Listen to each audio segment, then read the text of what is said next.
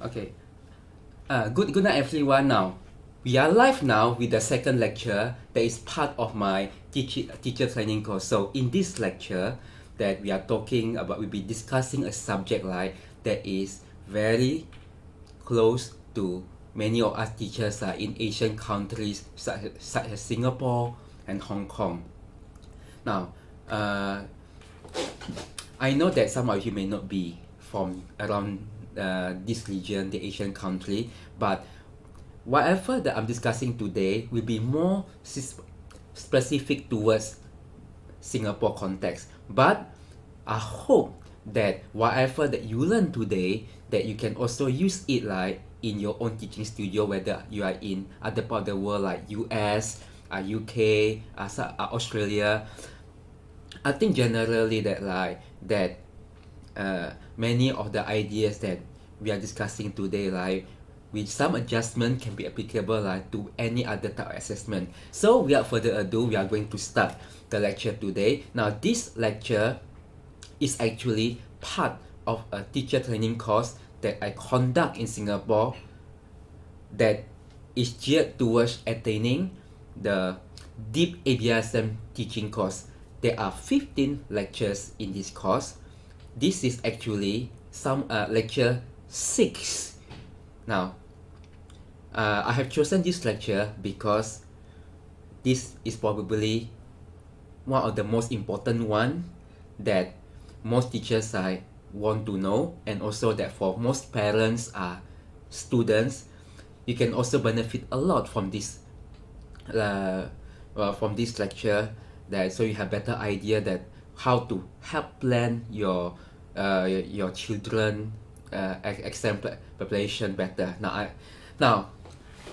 Okay, so let's take a look now. So this is so today subject, preparing for graded practical exams. Now, before we start, what is a graded practical exam? Now, I think that a music exam is something that that is common in all around the world. Now, as I did my research for this particular topic, that many different countries have their own way of assessing students. Now, but all of them more or less has a graded practical exam. So it is a form of practical assessment. It typically contains performance of repertoire, usually 3 or 4 pieces. Some assess a fixed duration of pieces, and then additionally there might be supporting tests, like example scales and arpeggios, sight reading, oral tests, musical knowledge tests. Each subsequent grade is obviously more challenging, although some exam boards like Yamaha, the grades actually work in reverse, so their grade 1 is actually the most advanced grade of all. Now, and let me repeat this, there is no requirement to do all the grades. I think this applies to most exam boards. There may be some additional requirement, like you need to take a theory exam before attempting certain grades, but generally you don't have to do grade 1, grade 2, grade 3, grade 4, grade 5, grade 6, grade 7, grade 8 in sequence one by one. So let's talk about what are the exams available in Singapore first.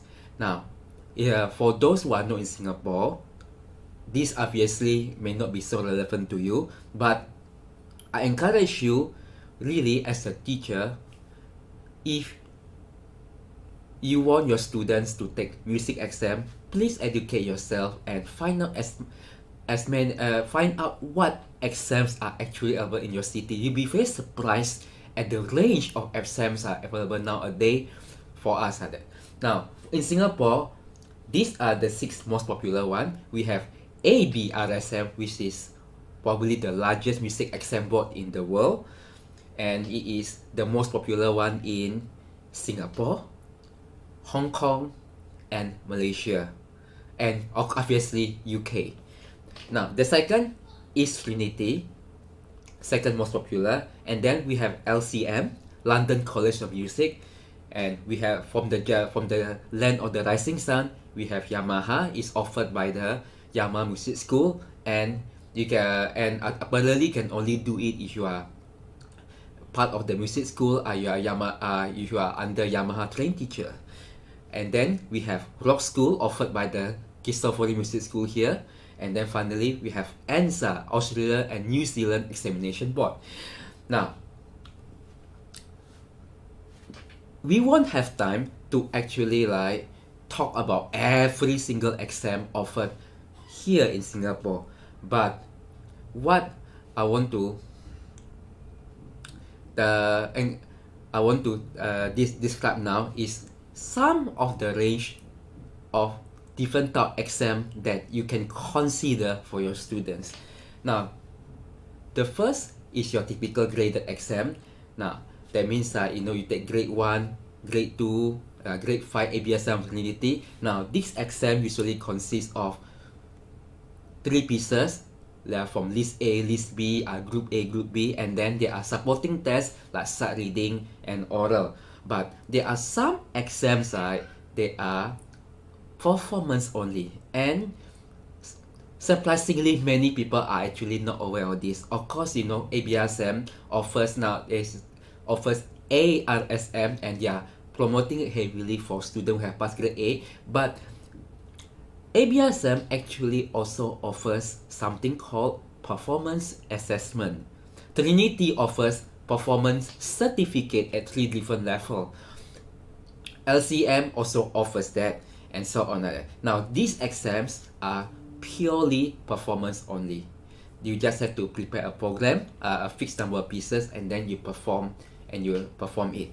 Now, so there is one other option if you do not want to do the standard graded grade exam with all the supporting tests. And then we have beside classical music. Now, classical music here I define as playing from a score. Now, we also have jazz piano exam. Like example, ABSM offers grade 1 to 5 jazz piano. Okay, I understand that that some of you may not be pianists, but just for the purpose of today's lecture, the main instrument discussed here is piano. Some of these exams may not be applicable to your instrument. And then we have also contemporary piano exam. Now, the rock school syllabus offers that all the way to diploma, grade 1 to 8 and the diplomas, and also Trinity pop and rock. And we also have the ANZA modern piano graded exam. And then we also have a different configuration. Now, of course, most people will be doing the solo instrument that like for piano, one person play. For the violin, they will be playing with the piano accompaniment or other instrument. Now, but there are also other different type. Example, Trinity does offer piano duet exam and also piano accompaniment exam. Now, ABSM also offers ensemble exam at the 3 different level, and so on like that. So there are actually many varieties of piano exam available in Singapore, and tragically that not many teachers and parents or students explore them, and they just do basic solo graded practical exam from start to the end. Now, so first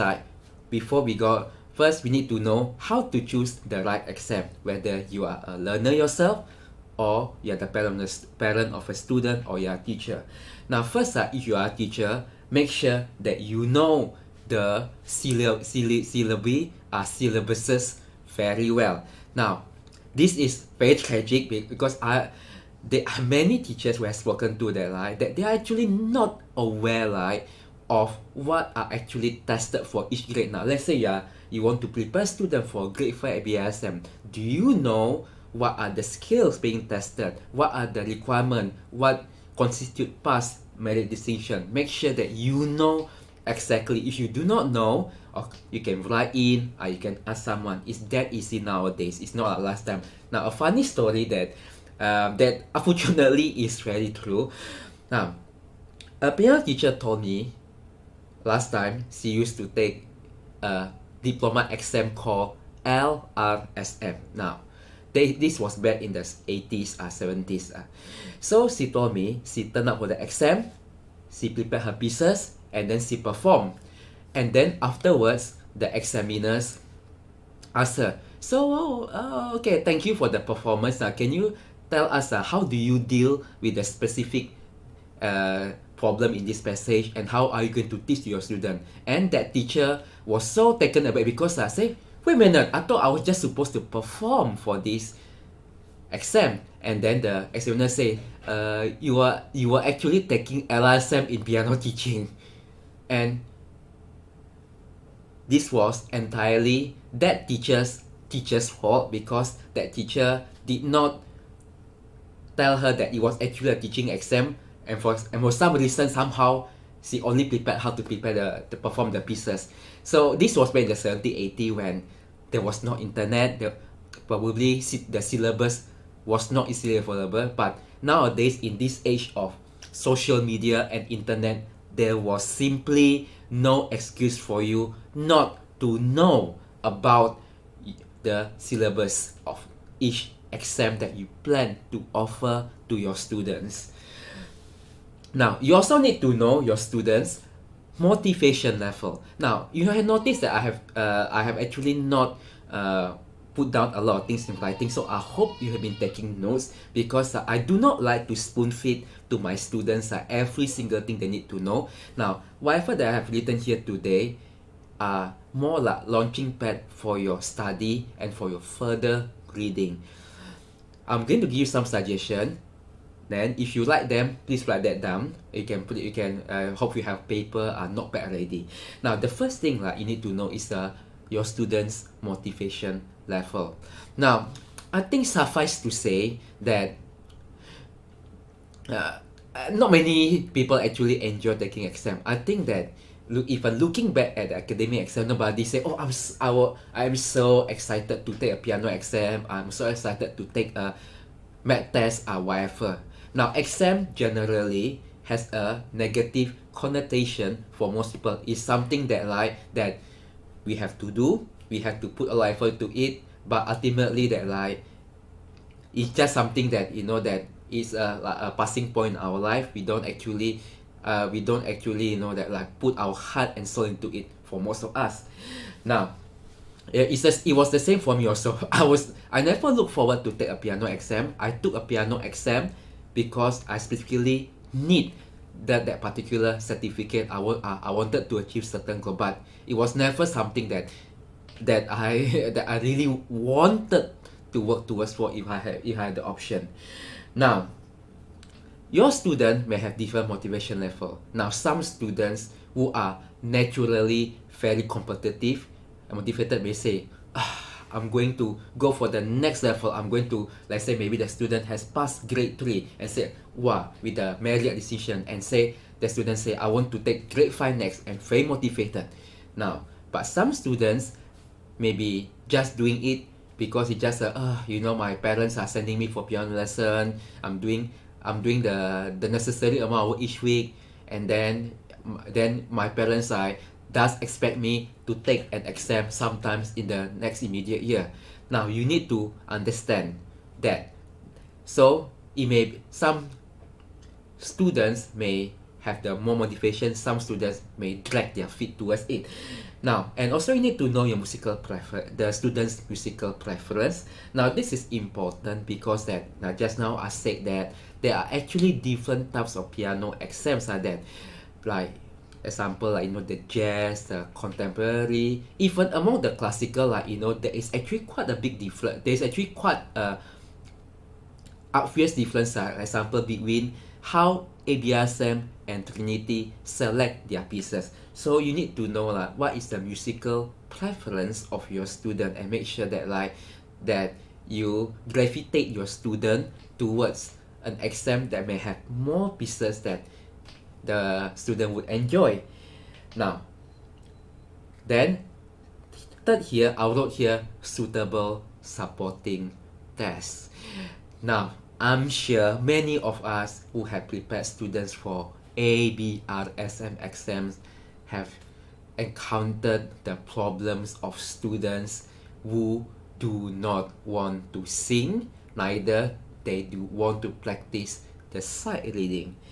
Now, those things are important, like sight reading and oral development, but we have to recognize that like when we want a student to take exam, we really want the student to do well for the exam, to give that motivation boost and satisfaction that comes at the end of the process. Now, obviously sending a student like for an exam that like that with that you know the student like is going to have a lot of problem with the certain supporting test like probably not a good idea. So if let's say the student like cannot sing in tune, hate singing, then don't send her him for grade 8 or grade 6 ABRSM, because that for those exams you need to sing. Yeah, then that's why you see here like example for the Trinity exams have been quite popular for the lower grade 1 to 5, because for grade 1 to 5 the students might not need to start reading is optional for grade 1 to 5 for Trinity, and also the oral does not involve singing. So Trinity grade 1 to 5 is quite attractive for students who hate those things. Now, and also you need to consider the student schedule and available practice time. Now this is important because also that if you do not consider the schedule, you are setting yourself up for disaster. Now of course there are things like schedule, practical consideration, that probably that you do not want the student to take exam in the same month as their academic exam, then they cannot juggle. Example, that let's say that academic exam is in July and the piano exam in September. Now that won't be a good idea, because the student won't be able to put in the required work or the maintenance work the 1 month before. And also that you need to consider other things, like example holidays. Now some teachers, they do not take into account the holidays, and they realize that after the holiday the students did not practice, then they lost all of the progress made over the last few months, and so on. And also the available practice time. Now some exam unfortunately are more bloated than others. ABRSM higher grades are notoriously bloated exam, and so I really do not recommend ABRSM higher grade exams for students who find it hard to find consistent practice time of 1 hour and above every day. So there is another consideration. Now let's go to the next one. Now, despite talking so much about exam, now remember, exams are not compulsory. Now let me be clear, it is important to have a form of assessment. You need to figure out ways to assess your students regularly and to provide them goals to work towards for. But exams is not the only form of practical assessment. In fact, I would argue that it is actually like the least important of all. Now, example of other type of assessment that a good teacher would have in place in their studio. Now first, performance classes. Like example, in my teaching practice, I do performance class once a term, once every 2 terms. And then student concerts or public concerts and festivals. I know that festivals are big thing in countries like US and UK. So it's like basically that you go to a stage, you perform a piece, and there'll be some adjudicators or judges behind writing comment and awarding things like gold, silver, bronze certificate or medal. Now actually that that I do encourage my students to go to festival as much as possible, because that I think it's a much more positive experience, and that actually that it is it taught them like to really handle pressure much better. Now, and for some motivated students and very hardworking one, we have piano competitions. And also that for those also that the recording here, now you can also ask the students to prepare recordings of their pieces. Now with this virus situation. I think that a lot of teachers are doing that. They collect recording from students to do an online Zoom recital, online YouTube recital. Now, that is something that you can also use as a form of assessment. Yeah, there are a lot of things you can do. Exam really is just one part of the many types of assessment that you should do. Now, for students in Singapore, we do a lot of exams. But you'll be very surprised that in many countries, actually they don't do exams so often. Example, when I spoke to teachers from Indonesia, that a lot of them only do grade 8 because that is the requirement to do the diploma exam, and you need the grade 8.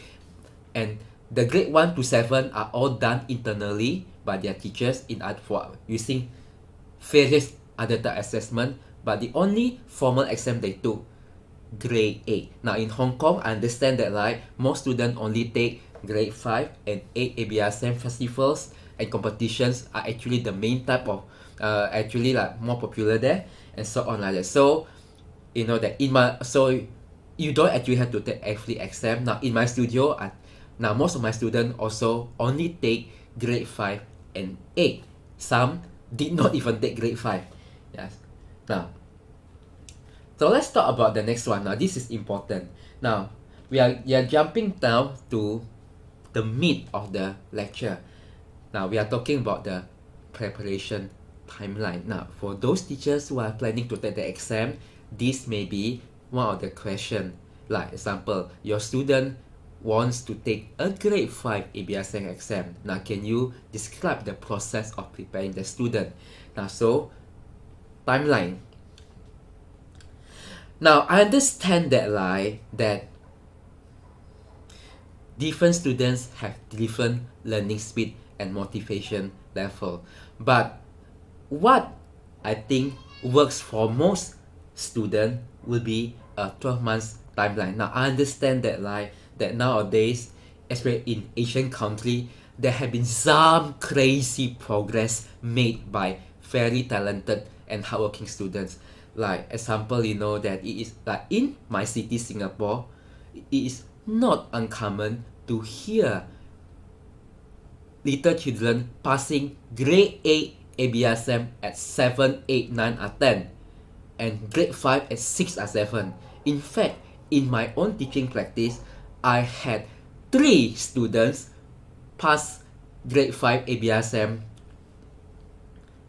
when they were 6 years old. 2 of them distinction. So yes, I am part of the problem. So and you know that I think 5 or 6 of my students are past grade 8 with 11 years old and below. So it is getting younger, and also partly the syllabus are getting easier. But we cannot compare against these so-called outlying cases. Now, most of my students are hardworking, but definitely that most of them are just above average, not. They are probably, you know, that in most teacher studio only probably most of us only have 1 or 2 outlying, much more hardworking, fast progressing type. The rest are just normal students. So 12 months timeline, I think, is something that is reasonable. Now you have to understand that your own experience taking exam cannot inform your students' experience taking exam. Like example, you know, when I talk to teachers from China, you know, apparently in China, they only learn the pieces after registering for the exam. And those Chinese teachers, when they started teaching in Singapore, they got a real shock because they tried to do the same thing. It simply does not work in Singapore. Pieces cannot be completed on time because the students need to juggle academic work and practicing piano.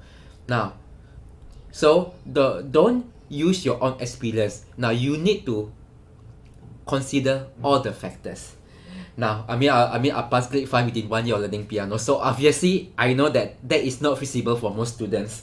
Now, let's talk about the start of the preparation to registration. Now, so 12 months timeline, from the start of this preparation to the registration of the exam is usually 8 to 9 months, depending on the exam board. Now, at the start of this preparation, now, what I usually do is to do a mock test for the supporting test. Like if the student decides to do a typical exam that contains all those things. Now, like the scale, the arpeggio, the sight reading, oral. Now, all these things need to be tested at the start of the preparation. Now, if you are a good teacher and you are technically should be going through all this side, whether the student is doing exam or no exam. So even the student is not taking any exam in any particular time frame, now you should incorporate all this into your lesson. Now we talk about this in the first lecture, teaching approach and the structure. Now, so your student should be more or less at a decent level when they start preparing the exam. Now, so the mock test will determine like how much effort needed to put into the supporting test. So let's say the student wants to take grade 5 piano exam, and then you do the mock test at the start of the preparation, and you discover, wow, the student like cannot even barely start read the specimen sight reading test. Then you know that you need to allocate more time to do the sight reading work in each lesson.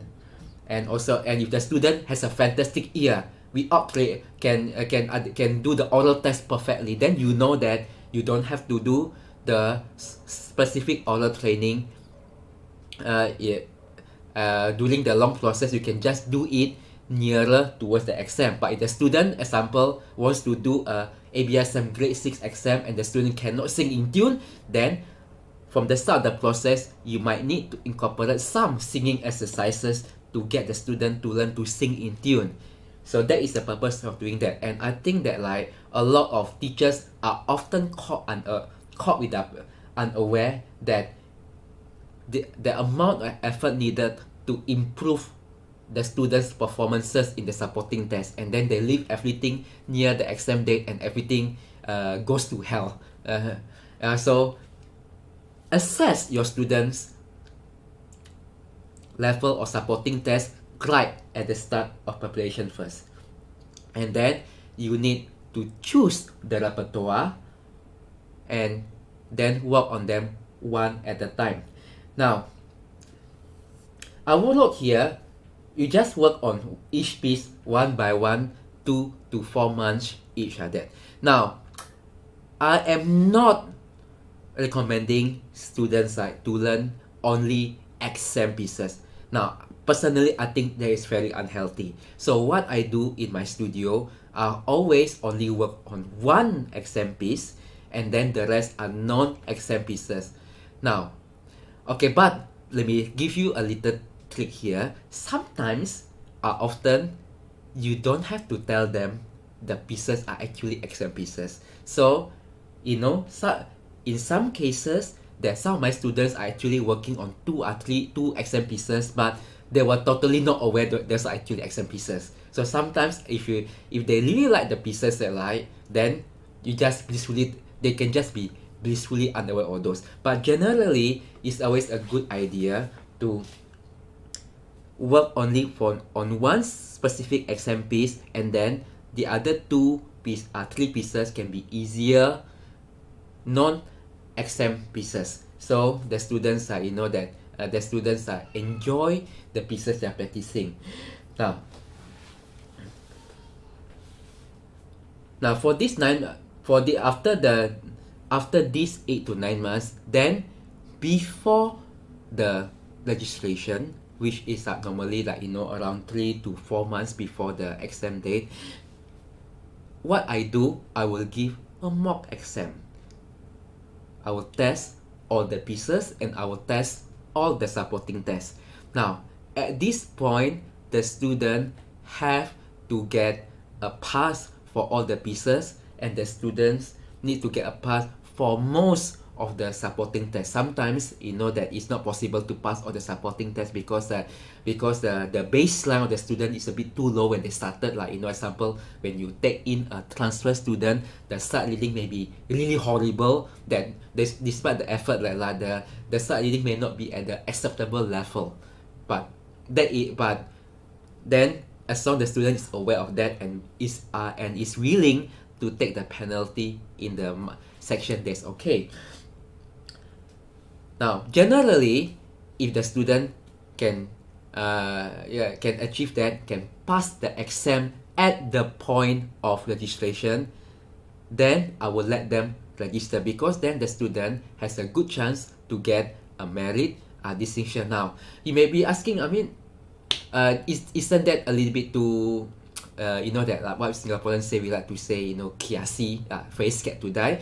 But I think that like it is very important to err on the safe side. Now, if you read the syllabus for all these exam boards, you will notice that like the really is like, when if you say you pass an exam, like that means like that there are good things, but there are still a lot of issue with the supporting test other pieces.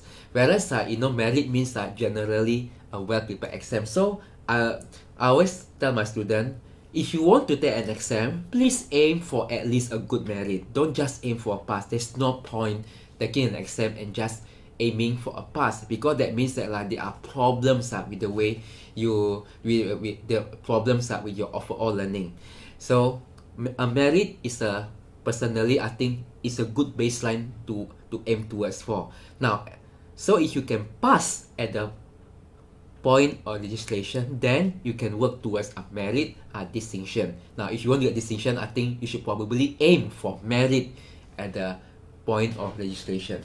Now, and then you decide to register for the exam or not.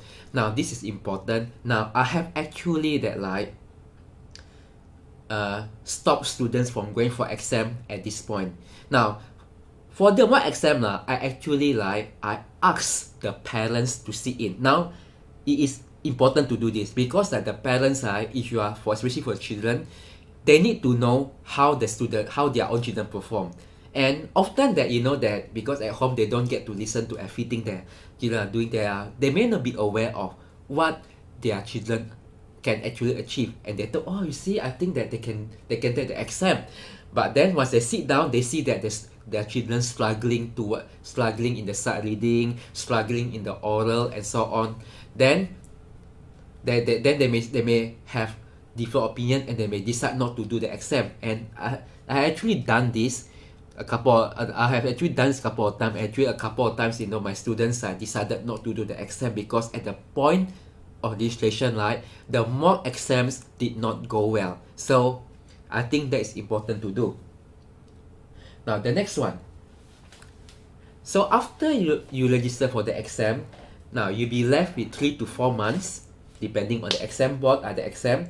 Now, at this point, you should probably do monthly mock exam normally at the start of the month to identify any areas that need urgent care, and then continue to polish the pieces to merit distinction standard.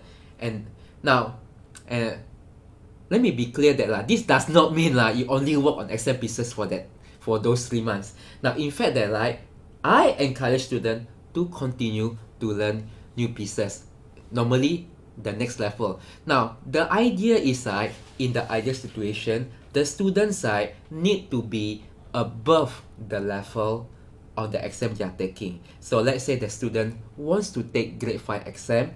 Now, in the ideal situation, the students actually is at the grade 6 level by the exam date.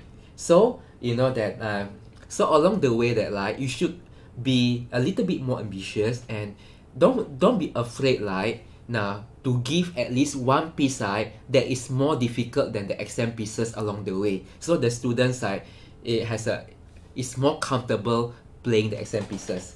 Now, so generally that in my lesson, nearer to the exam date. Now, I don't spend so much time on the exam pieces because that you do not want them to get sick. The students will maintain, maybe play the pieces once a day, once every 2 days. But you keep their mind fresh by making them learn new pieces. Now,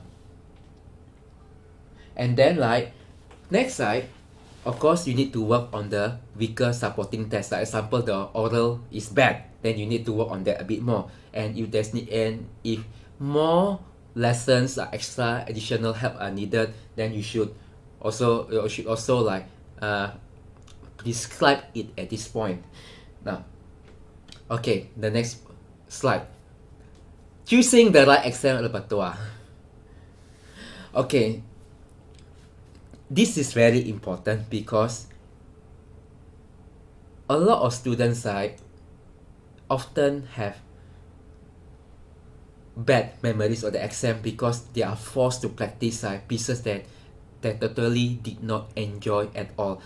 And to be honest, I also question sometimes the selection of the pieces offered in this exam, ABSM particularly, because I'm not sure who chose pieces for ABSM, but although the selections have improved over the years, but sometimes I still felt it's decided by committee rather than by actual PR teachers.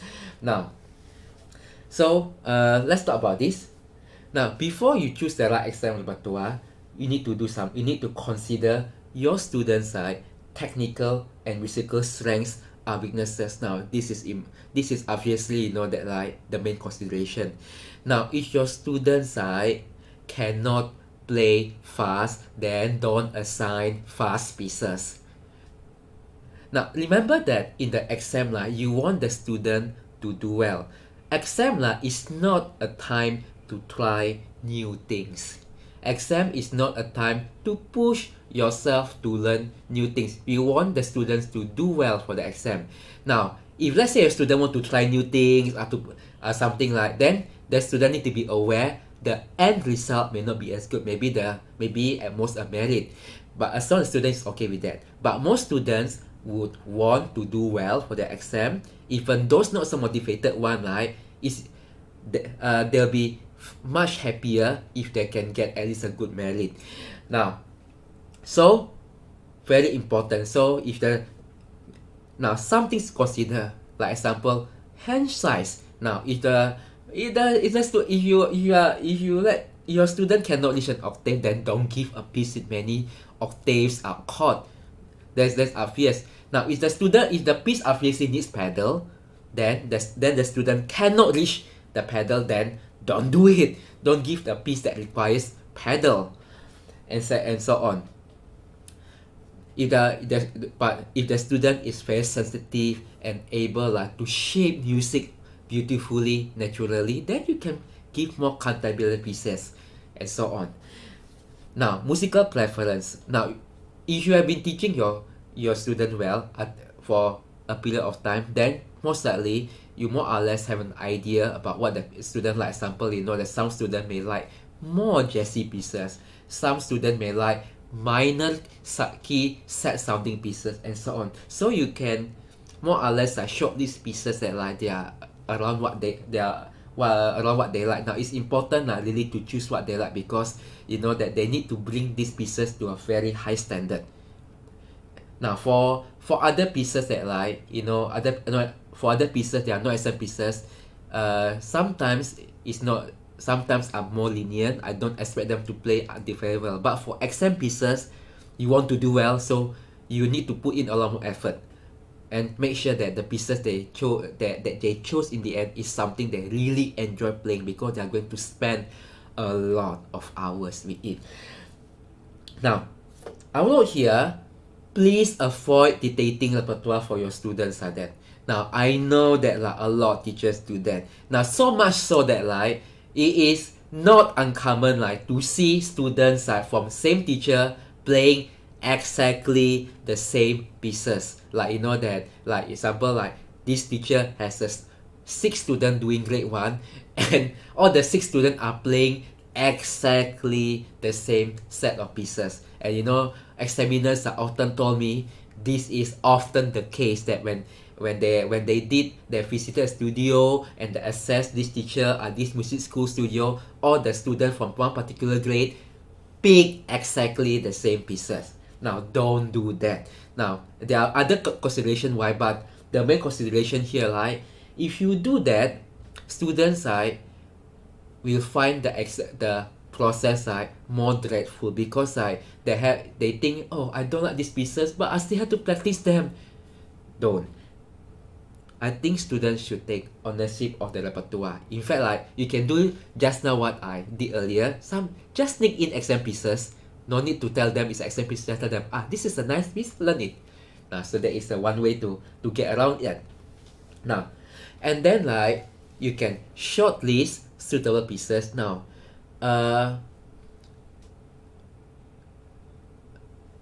there are 6 pieces in each A, B, C list of ABRSM. For Trinity, for the lower grade, is a one long list. So you can at least shortlist 2 or 3 from each group. Now, make sure that there are mixed difficulties. Now, this is important because obviously within each grade, not all pieces will be of the same difficulty. Some will be very challenging. Some will be very easy. Now, I have here in my grade 5. Now, grade 5 exam book here. Now, you know that, if you, those people who are doing the grade 5 here, you know that the pieces in the book, some are actually quite a lot more easier than others. So you want to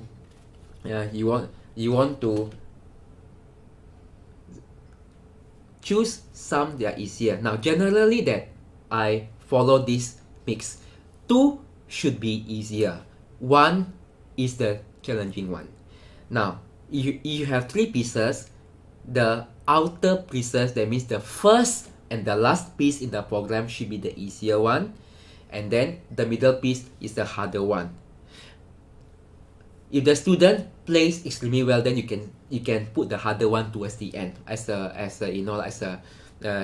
brilliant finish. But generally that 2 easy, 1 hard is a good combo for most students. So they are not so overwhelmed by the difficulty of preparing the pieces. Now, if possible, include alternative pieces. Now, of course, the exam boards, all of them publish their own selection of exam pieces, but not everything. ABRSM only prints 3 pieces from each grade, although there are 6 pieces in each list. Now, and the Trinity only selected but consider assigning at least 1. Now, think about your poor examiner. Imagine that your examiner has to listen to those pieces from the book again and again, and when somebody actually plays something outside the book for a change, it is a breath of fresh air, and at least you know that he or she might be more inclined to give additional mark. And also that, now this is actually a trick. Now, for those teachers, let me tell you, ABRSM provides a master copy of the selection of exam pieces, this book, for the examiners, so they bring that to wherever they go, but they do not have the copies for the alternative pieces. So you can get away with a lot of things with alternative pieces versus the actual exam book. So just a tip for teachers here. Now, and after you shortlist, then you let them listen to the recordings of the pieces, or you may actually perform for them if you can, if they are not too difficult for you to play, and then they choose 1 or 2 that they like. Now, if possible, learn more than the required number of pieces. Now, I think there is an ideal situation that they learn 5 or 6 from the exam list, and then they choose 3 of the best ones. But often we know that this is not so realistic because of the time limitation, or you can't find 5 or 6 that they actually enjoy playing. So sometimes you may be stuck with only that 3. But if possible, try to make them learn a little bit more. Yeah. Now let's talk about mock exam. Just now I talked about the mock exam, and this is this practice side is good one, as I know that a lot of music school, some of the good music school do that. Like Cristofori has a mock exam for their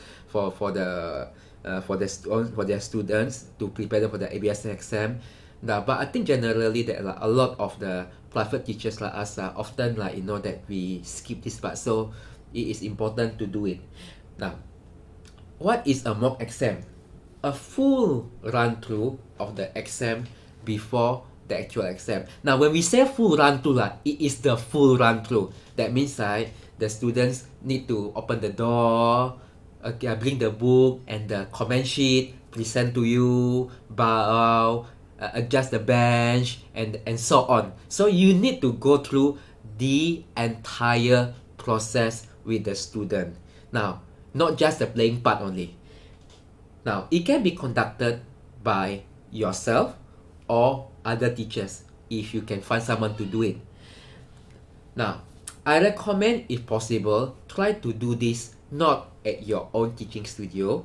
Now, let's say that you have a friend, you are in working music school, you can do it in other studio, you can bring your student to your colleague studio to do the mock exam. So this immediately make your student has to deal with the different environment, and that's important because when you take an exam, you don't use your own instrument as studio for pianist unless it is a special visit.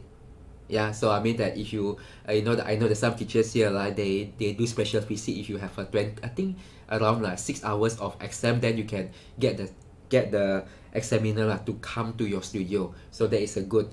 Now, you should ideally conduct at least one at the exam venue.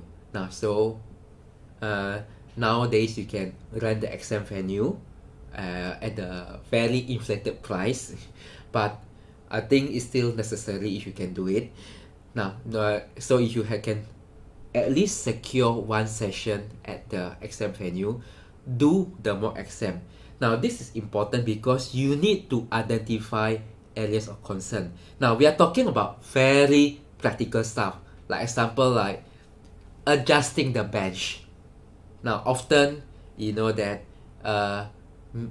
a well-prepared exam can simply come undone by a piano bench. It happens student didn't realize, didn't know how to adjust the bench, was sitting too near and so on, too near or too far. So you need to do that and you can another example for the young learners who are using pedal extender. There is also a consideration that you need to know how to fix the extender to the pedal and so on. You need another prop wiper. So this is real concern. Example, also if let's say that that you are using using a book that with the aircon blow the book and so on. So there are some practical considerations that we need to consider for a successful exam. So the mock exam at the venue will help you identify those concerns. Now,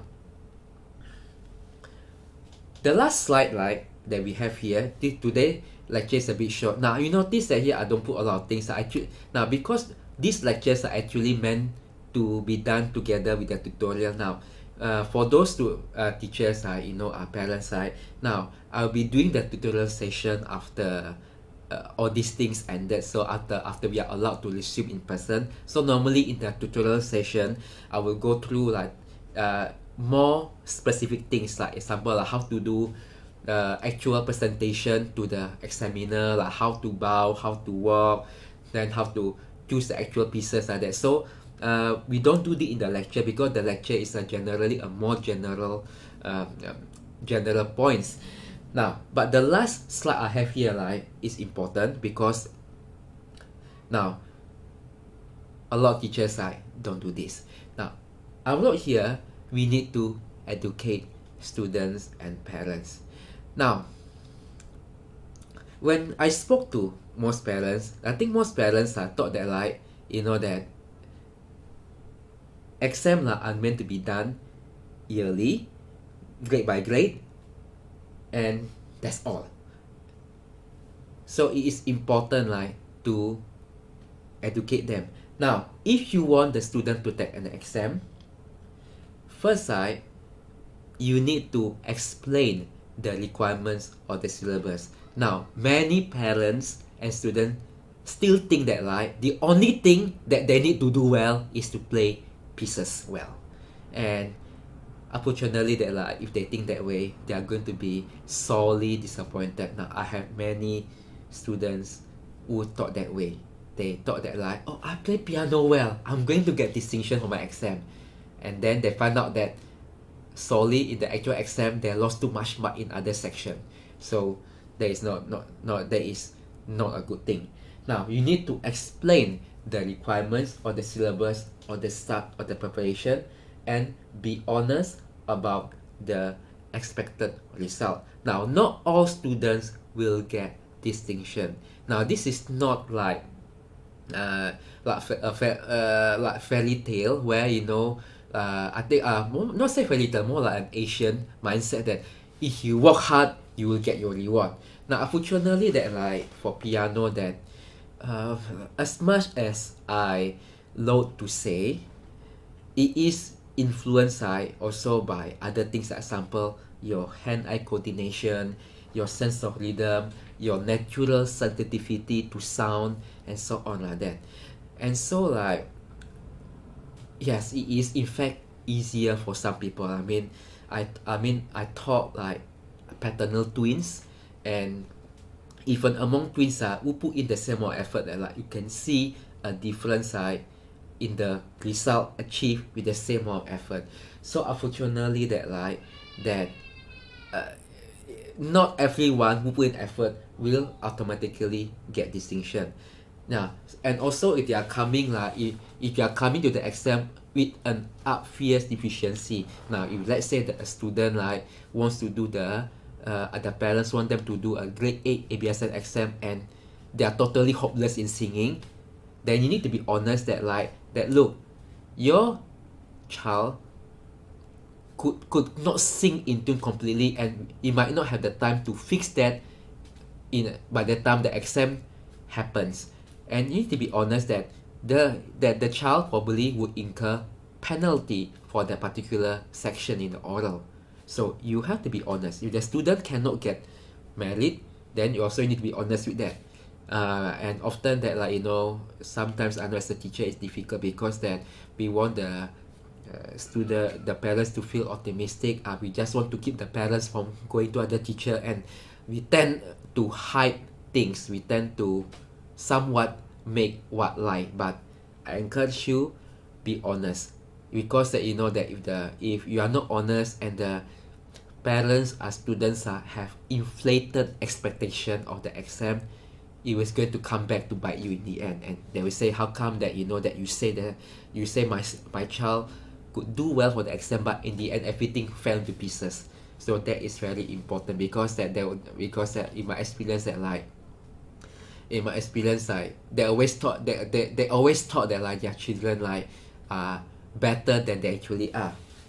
Now, you need to provide an overview about the exam preparation timeline, and also make sure that all the important milestones are spelled out clearly. You need to be clear, example, by this month this APs has to be completed. By this month that the student has to be able to do to play through all the scale 2 and together, and so on. Now, so these are once you give the milestone, then the parent or student can see what they need to do, and if they need to adjust the amount of effort they put in. If they realize, example, they miss a milestone, let's say that you tell them by March they need to complete the BPs, and you realize, oh no, by the March the BPs has not been completed yet, so they know they need to put in more practice time and so on. So don't just like don't just like do the lesson each week and each week out without doing any adjustment. Now, and this is also important, you need to be able to demonstrate and explain like the different standard to the students and the parents. Now, like I said earlier on, now a lot of people seem to think that like a song I can play well, I can distinction, and also that that people are often very superficial. I think that we all know that like when we see someone play fast and loud or correct notes, we think, wow, that person is very good, sheer distinction.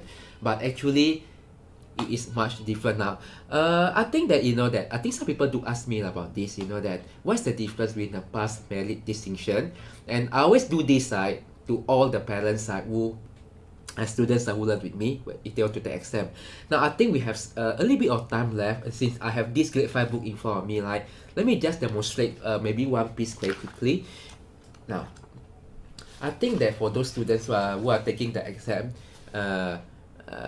grade 5 exam, they will know this piece called the Plowdere B1, 16 bars, 12 bars long. Not as easy as it is. Not as easy as many people think it actually is. Now, it's actually quite challenging to play correctly because there are a lot of like hand position changes and pedaling needed. Now, so I'll just going maybe to play the short 4 bars. I think that's more than enough to demonstrate what is needed. Now, so okay, obviously each exam board has a slightly different way of marking what is pass, merit, distinction. You can go to the website to find out more, but I think generally these standards are what the exam boards are looking for. Now, pass standard. What is pass standard for most exam board? Now, pass standard means you can reasonably play fluently from start to the end with probably like couple of slips or mistakes. Now, musically flat and maybe flat, but at least you know that like there is still a good grasp of the character. Now, maybe this is what will constitute a pass standard. Now, let me play for you.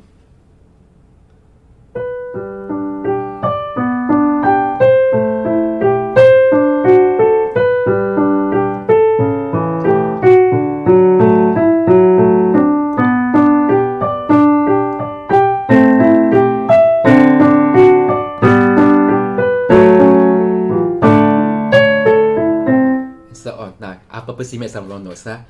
Now, so you can see here, like now it is reasonably fluent. There are some wrong notes, but at least you know that like you can say the student did put in effort. Now you can see that balance with the right hand is bad, and you know that generally is okay. Generally that it just sounds like it is still reasonable, but it's not particularly musical. Wrong notes and there's no pedaling and so on. But in the actual exam, that will probably still get a borderline pass, because if you follow the marking criteria, there's a pass. Now, for merit, then it needs to be a well-prepared performance, but still at least still maybe a little bit on the flat side. So let me play for you now what I think is a merit standard for this.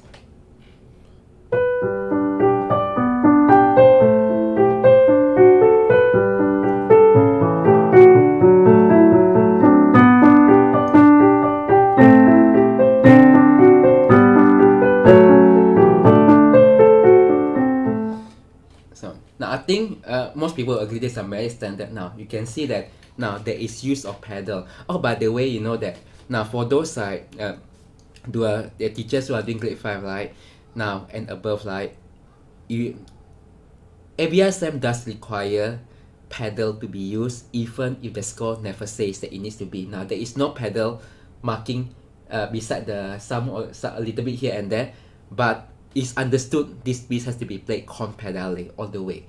Now you can see here the tempo now is a bit more appropriate, and then you can see there is an attempt at balance, but generally that it is still maybe a bit flat, but definitely that it is nice playing. Now this is what I think is a decision standard.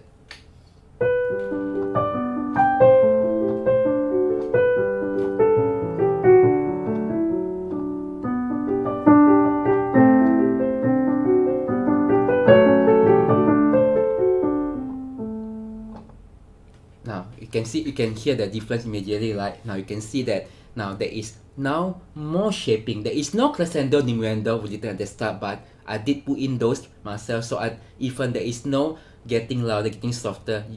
You are you are a musician and put in those things, and then you can see the balance is much better, and the tempo like is more flowing, and you can see that there are a little bit of taking time and getting slower that are put in between phrases to make it breathe better. And that will be what is the distinction standard is. So so it's not just play the right note, right note to the end. Now you will need to do this for your students. So make sure that your students have a clear end goal of what kind of standard he or she needs to achieve to get all those different mark distinction merit. Now you can also do the same for the non-exam pieces next as well. Then of course you need to update them constantly about their progress and provide constant feedback. Now if you don't do this, you are really going to shoot yourself in the foot, and you know that you need to always update the parents. Let's say that you know that like just now I say that important milestone, if let's say the student did not manage to learn the piece on time, then you have to tell the parents, look, your child has not completed the piece as scheduled. Your child needs to practice more. So there is something you need to tell them, and be honest about the feedback. Be honest. So always remember that that it is better that for the child and the parents to hear from you rather than from the examiner. So that is what I have learned over the years. Now remember that as much as I don't like that but our performance of preparing students for exams is an important indication that of how skilled we are as a teacher, at least in this part of the world. Now I'm sure if you go online, you see a lot of teachers are proudly displaying their students' exam result and certificate in their website, blog, and as a parent, when you find a teacher that I'm sure that many of you consider the teacher's track record in preparing students for exam. Now so we really want to minimize the number of the bad exam. Now I'm sure that no teacher can say, oh, I have all my students I have prepared for exam had been fantastic and they scored very well. Now I'm sure we had our failures.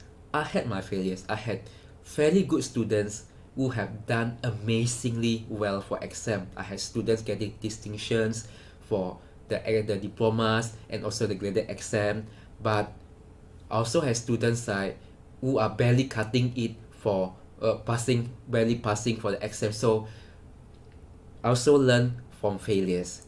Now we all know that that every single failure, every single bad exam that we prepared is going to reflect for us.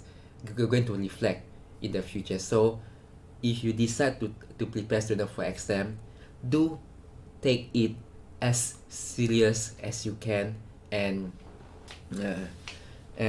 try your best to make sure that the experience is a positive one for both your student and you. Now this is the end of the lecture. Now for the Q&A, now please type your comments at the video and the live chat, and I will try to answer you in the next few days. Now our next lecture will be interesting because the next lecture you are going to see me play a lot more often for this. Now the next lecture will be on the basics of piano technique. Now I think a lot of you will be very interested in that, because most of us we want to hear good playing in our studio but we really sometimes a lot of us are clueless about how to equip our students properly right from the start. And also that I know that like these these online lectures are still very basic, but I'm glad to announce that like that after all this further situation has ended, now what I'm going to do, I'm going to produce these lectures professionally with a proper recording and additional materials and videos and slide, and I'm going to offer them like as a paid videos. So I will provide more details in the next lecture, but I want to give this option for teachers or parents who may not have a lot of time, so they can view the lectures online, and then you just have to go for the tutorial session to prepare the pieces to learn more of the issue raised in the lectures. So that's one thing I plan to do now. So I hope you enjoy the lecture today. Now I understand that this is a difficult subject to teach because that there is very little material to go for this. Now, I mean, it is such an important thing to do for us, for teachers in Singapore and Hong Kong and other parts of Asia. But the pedagogical books in the market barely talks about this. So a lot of things that I'm sharing today come from my own personal experience of preparing students in the last 11 years of my teaching career. Now, I hope you enjoy the lecture today. Now, thank you so much, and I hope you all can to attend the next lecture. Now, see you again next time.